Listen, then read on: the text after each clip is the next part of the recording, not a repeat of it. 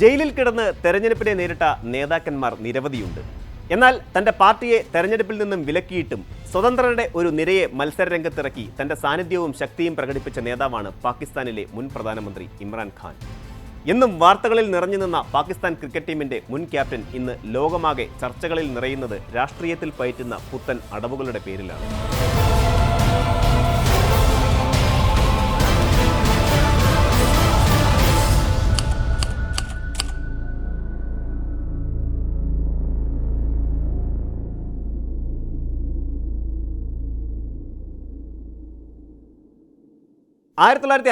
October 5 ലാഹോറിലാണ് Imran Khan ജനിച്ചത്.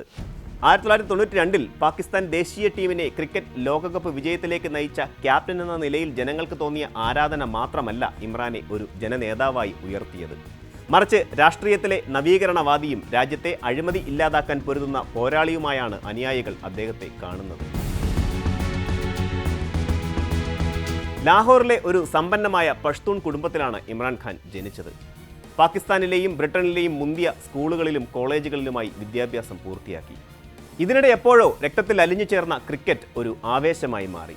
പാകിസ്ഥാൻ ദേശീയ ടീമിൻ്റെ ക്യാപ്റ്റന്മാരായി സേവനമനുഷ്ഠിച്ച ജാവേദ് ബുർഖി, മജീദ് ഖാൻ എന്നീ 2 മൂത്ത കസിൻസ് ഉൾപ്പെടെ നിരവധി പ്രഗത്ഭരായ ക്രിക്കറ്റ് കളിക്കാർ അദ്ദേഹത്തിൻ്റെ കുടുംബത്തിലുണ്ടായിരുന്നു. ഇമ്രാൻഖാൻ തൻ്റെ കൗമാരത്തിൽ പാകിസ്ഥാനിലും ബ്രിട്ടനിലും ക്രിക്കറ്റ് കളിച്ചു. ഓക്സ്ഫോർഡ് യൂണിവേഴ്സിറ്റിയിൽ തത്വശാസ്ത്രം, രാഷ്ട്രീയം, സാമ്പത്തിക ശാസ്ത്രം എന്നിവ പഠിക്കുമ്പോൾ കളി തുടർന്നു. 1971 പാകിസ്ഥാൻ ദേശീയ ടീമിനായി ഇമ്രാൻഖാൻ തൻ്റെ ആദ്യ മത്സരം കളിച്ചു. എന്നാൽ 1976 ഓക്സ്ഫോർഡിൽ നിന്ന് ബിരുദം നേടുന്നതുവരെ ടീമിൽ സ്ഥിരമായി സ്ഥാനം നേടിയില്ല. 1980കളുടെ തുടക്കത്തിൽ ഖാൻ ഒരു അസാമാന്യ ബൗളറും ഓൾറൗണ്ടറും എന്ന നിലയിൽ ശ്രദ്ധേയനായി. 1982 പാകിസ്ഥാൻ ടീമിൻ്റെ ക്യാപ്റ്റനായി തെരഞ്ഞെടുക്കപ്പെടുകയും ചെയ്തു. ഖാന്റെ അത്ലറ്റിക് കഴിവും ഗ്ലാമറും അദ്ദേഹത്തെ പാകിസ്ഥാനിലും ഇംഗ്ലണ്ടിലും ഒരു സെലിബ്രിറ്റിയാക്കി മാറ്റി. 1992 ഫൈനലിൽ ഇംഗ്ലണ്ടിനെ തോൽപ്പിച്ച് പാകിസ്ഥാൻ ടീം അതിൻ്റെ ആദ്യ ലോകകപ്പ് കിരീടം ചൂടിയപ്പോൾ പാകിസ്ഥാനികളുടെ മനസ്സിൽ വീരപരിവേഷം ഇമ്രാൻ ലഭിച്ചു. ചരിത്രത്തിലെ ഏറ്റവും മികച്ച ക്രിക്കറ്റ് കളിക്കാരിൽ ഒരാളെന്ന ഖ്യാതി നേടി അതേ വർഷം തന്നെ അദ്ദേഹം വിരമിച്ചു.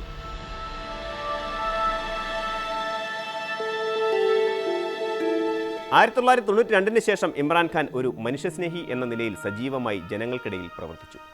അദ്ദേഹം ആത്മീയതയിലും കൂടുതൽ ശ്രദ്ധ നൽകാൻ തുടങ്ങി. സൂഫി മിസ്റ്റിസിസം സ്വീകരിച്ച ഇമ്രാൻഖാൻ തൻ്റെ മുൻകാല പ്ലേ ബോയ് പ്രതിച്ഛായ ഇല്ലാതാക്കുകയും ചെയ്തു.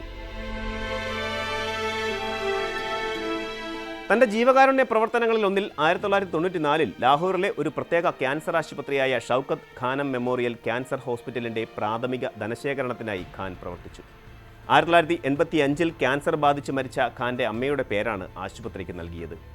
ഇതോടൊപ്പം തന്നെ ഇമ്രാൻഖാൻ പാകിസ്ഥാനിലെ സർക്കാരിൻ്റെ കെടുകാര്യസ്ഥതയുടെയും അഴിമതിയുടെയും കടുത്ത വിമർശകനായി. 1996 അദ്ദേഹം സ്വന്തം രാഷ്ട്രീയ പാർട്ടിയായ പാകിസ്ഥാൻ തെഹ്രീക്ക് ഇ ഇൻസാഫ് അഥവാ പാകിസ്ഥാൻ ജസ്റ്റിസ് മൂവ്മെൻറ്റ് (PTI) സ്ഥാപിച്ചു. അടുത്ത വർഷം നടന്ന ദേശീയ തെരഞ്ഞെടുപ്പിൽ പുതുതായി രൂപീകരിച്ച പാർട്ടിക്ക് 1% താഴെ മാത്രം വോട്ടുകളാണ് ലഭിച്ചത്. സീറ്റുകളൊന്നും നേടാനും കഴിഞ്ഞില്ല. പക്ഷേ 2002 തെരഞ്ഞെടുപ്പിൽ പാർട്ടി നില അല്പം മെച്ചപ്പെടുത്തി. ഇമ്രാൻഖാൻ ഒരു സീറ്റിൽ വിജയിച്ചു. 2007 ഒക്ടോബറിൽ ദേശീയ അസംബ്ലിയിൽ നിന്ന് രാജിവെച്ച ഒരു കൂട്ടം രാഷ്ട്രീയക്കാരിൽ ഖാനും ഉൾപ്പെടുന്നു. നവംബറിൽ അടിയന്തരാവസ്ഥ പ്രഖ്യാപിച്ച മുഷറഫിനെ വിമർശിച്ചതിൻ്റെ പേരിൽ ഇമ്രാൻഖാൻ കുറച്ചുകാലം തടവിലുമായി. ഡിസംബർ പകുതിയോടെ അവസാനിച്ച അടിയന്തരാവസ്ഥയെ PTI അപലപിക്കുകയും മുഷറഫിൻ്റെ ഭരണത്തിൽ പ്രതിഷേധിച്ച് 2008 ദേശീയ തെരഞ്ഞെടുപ്പ് ബഹിഷ്കരിക്കുകയും ചെയ്തു. പാകിസ്ഥാനിലെ അഴിമതിയെയും സാമ്പത്തിക അസമത്വത്തെയും കുറിച്ചുള്ള തൻ്റെ വിമർശനം അദ്ദേഹം തുടർന്നു. അഫ്ഗാൻ അതിർത്തിക്ക് സമീപമുള്ള തീവ്രവാദികളോട് പോരാടുന്നതിന് അമേരിക്കയുമായുള്ള പാകിസ്ഥാൻ സർക്കാരിൻ്റെ സഹകരണത്തെ എതിർത്തു. പാകിസ്ഥാനിലെ രാഷ്ട്രീയ സാമ്പത്തിക രംഗം പശ്ചാത്തലവൽക്കരിക്കപ്പെടുന്നെന്നും അദ്ദേഹം ആരോപണങ്ങൾ നടത്തി. അദ്ദേഹത്തിൻ്റെ നിലപാടുകൾക്ക് പാകിസ്ഥാനിലെ ജനങ്ങൾക്കിടയിൽ, പ്രത്യേകിച്ച് യുവാക്കൾക്കിടയിൽ വലിയ പ്രചാരം നേടാനായി. 2018 പൊതു തെരഞ്ഞെടുപ്പിൽ ഇമ്രാൻഖാന്റെ പാർട്ടി അധികാരത്തിൽ വന്നു. ഖാൻ പ്രധാനമന്ത്രിയായി.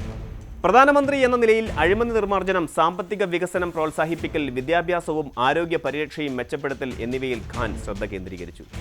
2022 ഏപ്രിലിൽ ഒരു അവിശ്വാസ പ്രമേയത്തിലൂടെ ഇമ്രാൻഖാനെ പുറത്താക്കി.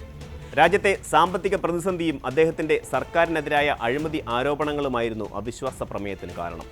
പുറത്താക്കപ്പെട്ടതിന് ശേഷം ഖാനും PTIയും രാജ്യമെമ്പാടും പ്രതിഷേധങ്ങൾ നടത്തി.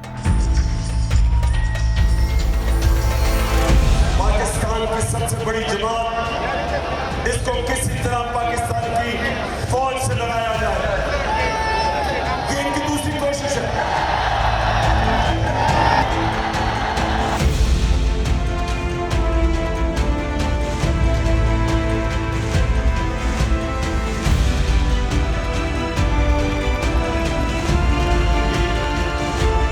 നവംബറിൽ ലാഹോർ നഗരത്തിൽ നിന്ന് ഇസ്ലാമാബാദിലേക്ക് ഒരു പ്രതിഷേധ ജാഥ നയിക്കവേ അദ്ദേഹത്തിന് നേരെ വധശ്രമമുണ്ടായി.